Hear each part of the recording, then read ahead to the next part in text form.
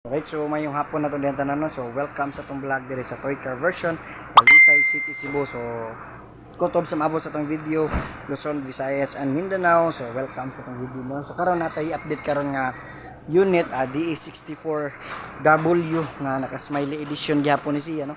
Nga ang color is two-tone green and may pagka army green. So di makita kayo sa itong video pero sa aray sa kong mata is may pagka-army green siya. So ang status ani is nagpabutang ni siya og fender diri aw. So ato pa nilisan og kanang brand new nga mags no taray. Anay daghan dito. So ato na itaw diri after na to road test, so ato na nilisan og brand new nya. Kana ang iyang kuan, ang iyang color combination sa iyang sulod, no. Kung nakabantay mo sa una na kong vlog is cream to siya. Kani siya is may pagka